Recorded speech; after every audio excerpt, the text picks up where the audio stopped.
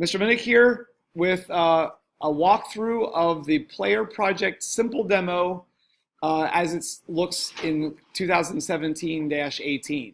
In the future, hopefully it doesn't change that much here. I currently have it stored at codeboard.io.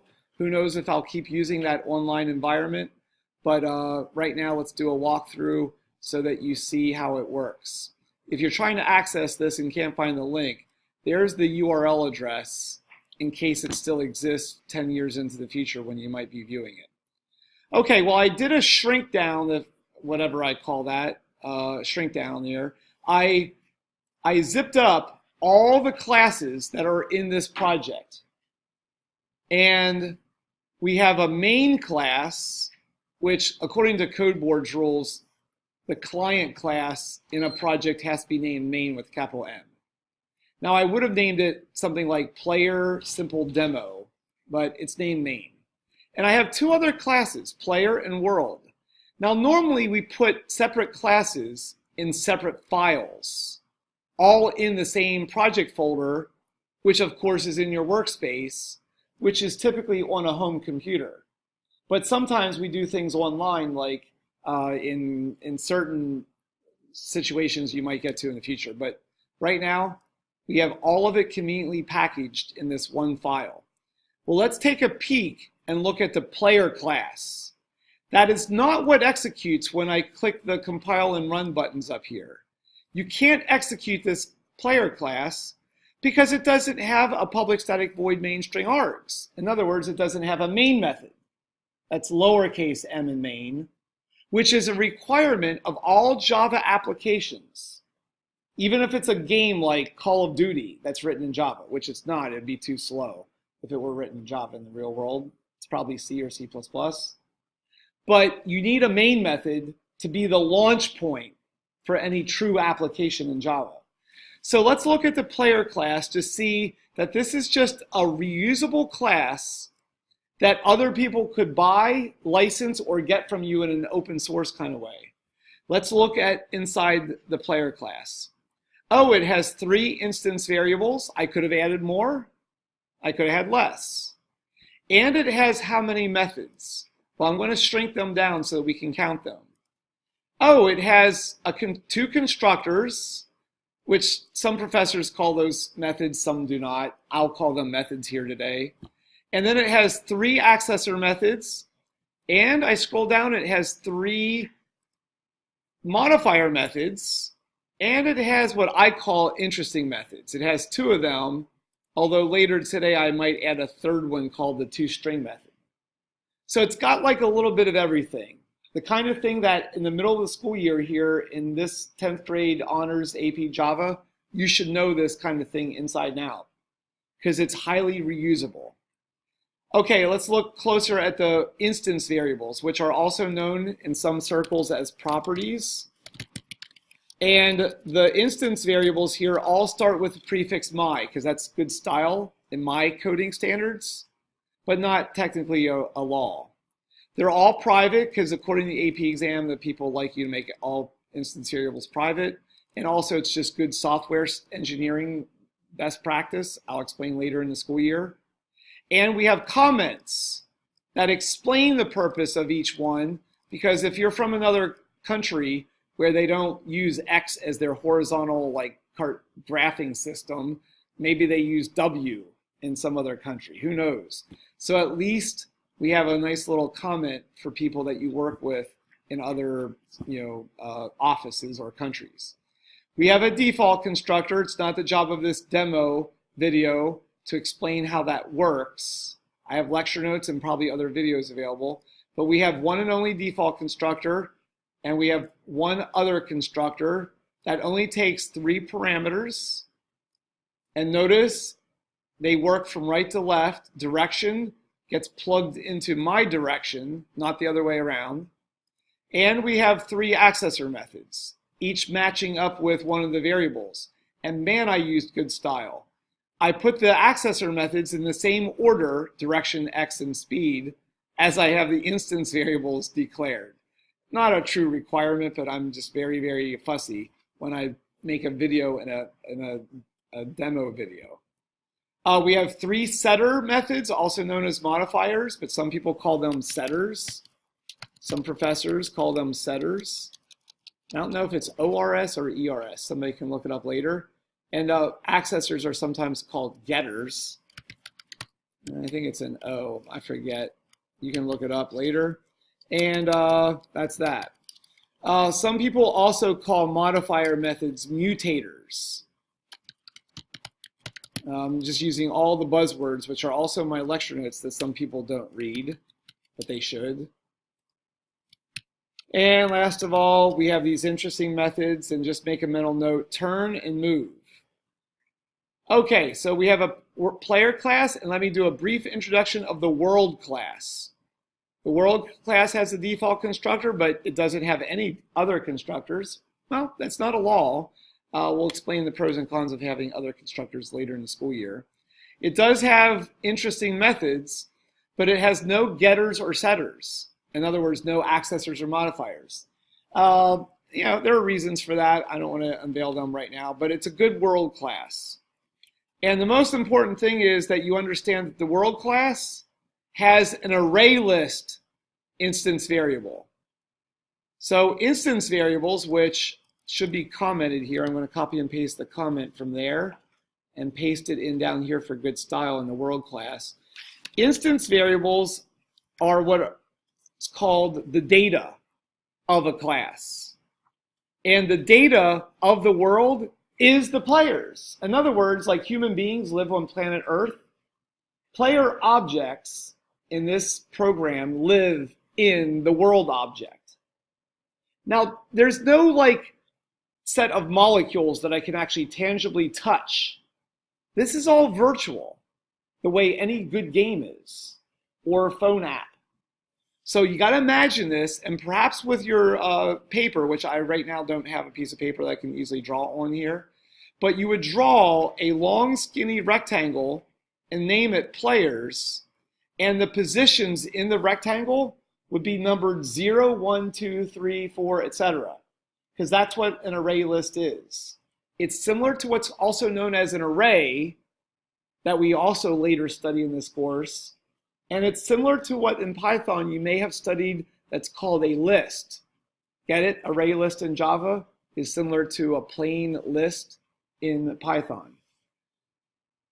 So I just took a break, everybody. I'm going to come back double speed, but more thorough than ever. So we have a method that places a player into the world. And we have a method called display. Duh.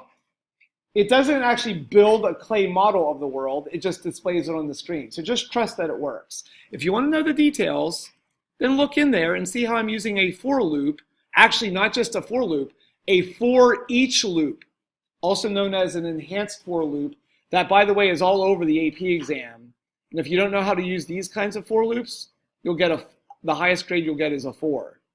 Now, there's the other kind of traditional for loop that has that I++ typically, but that's not being used here, as you see. So please trace this code and bring questions to my attention if you have questions on this code. Oh, look, I use a constant. I should have put the word final there so it doesn't change. But in that situation, you do not put static and you do not put a private. I don't want to get into details. Okay, shrink that back up. Now let's run the real thing that does action here. That is the main class. The class named main, which most importantly has embedded into it public static void main string args. Because that's the launch point, like I said 10 minutes ago, for any Java application. That's the code that first executes and possibly calls into play the world class and the player class. Hopefully it does. If it doesn't, it would make no sense to have them even involved, which, don't worry, it does. Make use of them. Now, what else is up here besides the main method? Oh, I put a clear screen method there. Now, I wonder why I did that. Well, to clear the screen, no duh. But maybe the clear screen method should have been cut and pasted into the player class. No, as I think about it, that would be stupid. Why would a player have as a job the method to clear the screen? Because that's not related. It's not what we call cohesive, important theory in object-oriented programming, actually object-oriented design. So you don't put methods in classes where they don't logically fit. Oh, some people do, where they just hack code without reading the correct theory or paying attention to videos like this. So that clear screen, in my best judgment, as of yesterday when I wrote this demo, its job was to be in the main method. Now, I could be convinced otherwise later after school someday, but right now that's where it's going to be. And, display, that was down in world. Why was that down in world? Why didn't we put display up here with clear screen? Well, there could be an argument for putting it either place, and that's where the art of computer science allows for individualization and customization like poetry and sculpture. It's partly science, partly art and style. Unfortunately, you're a hostage in this course right now because the only style that you see is like my style, which isn't the best ever, but it's a style that you can pick up on and politely, respectfully, evaluate, and maybe we can chat sometime later in the school year. So for now, the clear screen method is there. Now let's trace through this, like I said, quickly and efficiently here in the video. So I bring into life a player object named player1. That's an object variable. It has as a data type player with a capital P. And on the right-hand side of the equals, we are instantiating the actual player object. So over here, this is called declaring the object variable as a variable name. And this, the word new, brings it to life. It's kind of like saying you're going to build a snowman on the left of the equals, and then it actually snowing, and you going outside with your boots on and your gloves and building a new snowman. Now you have what's called an instance of an object as opposed to just the declaration, the idea, or the architectural plans for a snowman. So what in the heck is this 111? Oh, they're parameters, they're actual parameters, and look, they fly down like 3 footballs into the player class, and they go into this other constructor where we have formal parameters waiting to receive the numbers 1, 1, and 1. 1 plugs in for direction, 1 plugs in for an X, and 1 plugs in for speed. Now it's your job to play with these numbers if you wish and throw some variety into this project when you execute it. But for now, I'm keeping it simple, 1, 1, 1. Now down in the other constructor, we're plugging 1, 1 in for this guy's direction, X, and speed. So we're done with that. And now we go back up and we execute the next line of code, which is, I see, line number 15. That declares the existence of a world object variable with a lowercase w, I named it. I could have named it world1 if we have multiple stars in our solar system, which we're not going to, but we could, conceivably. And world is a new world object. And Gabe knows that when we have world with empty parentheses, that is a call statement to the default constructor in the world class. So I'm curious. Let's scroll down and see what the default constructor down in the world class does. Oh, it instantiates an array list. See, you cannot instantiate, Spencer, an array list up here in the declaration statement. It's illegal. You have to instantiate it in the constructor. So you declare players as an array list of player objects, but you actually build the snowman, you build the array list with the word new in the constructor. It's the way the AP exam works, and it's the way Java works. Okay, so we've been there, done that, and now we're back up, and we're getting ready for the real action. We set up our stage with a player and a world.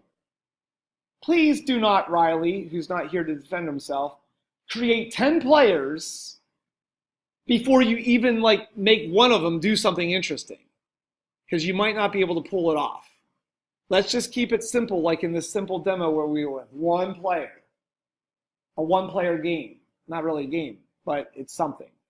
Okay, so, oh, look, the line of code with a nice little blank line around it so it sets itself out. I'm placing the player in the world. Until then, the player was like, well, somewhere in some front yard with snow, but the world was like on the other side of like Pennsylvania. They weren't like connected in any way. But now this line of code sends player one as a parameter in the parentheses to the interesting method place player that's coming from the world class because world was created as a world object. I'm curious, let's go down and look at place player. Now normally this would be in a separate file that you'd have to like find, the world class, but for convenience in this video, I'm scrolling down and there is the place player method. One stinking line of code, but it was worth it. Because that method, when Riley adds 10 players, it will be worth it to call that method over and over again and perhaps enhance it in the future by maybe placing them randomly instead of like always at a certain position or whatever. Some other variation might be thrown in there later. Back up to where the main action is. We're now down to this pair of lines, which basically just sets up our keyboard so we can get input from the human. We've studied the scanner class in our chatbot or some other previous situation. I'm not going to go over details there. And now the basic project is, the program that we're running here is pretty much a loop that goes round and round and round like a merry-go-round until we get nauseous and type the word exit. I see that I rigged this up so that if the human types exit, spelled E-X-I-T, or cheat code, a lowercase e, I think also works. But I didn't have to do that. I didn't have to put this or in there. That's like an upgrade.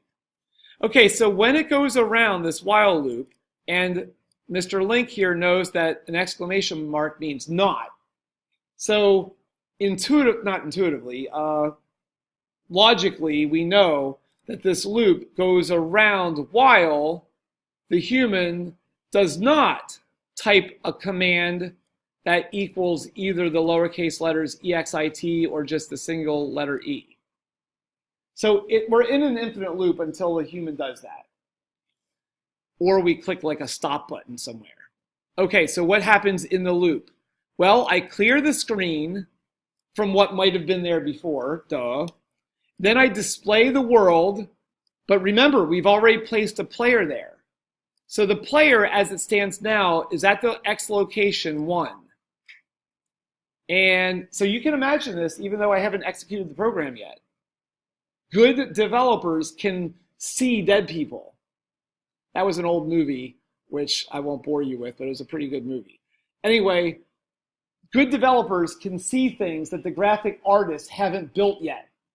Because that's a whole other department, possibly another company that we hire out to do the graphic stuff that the people like you in this class have expertly logically programmed the logic.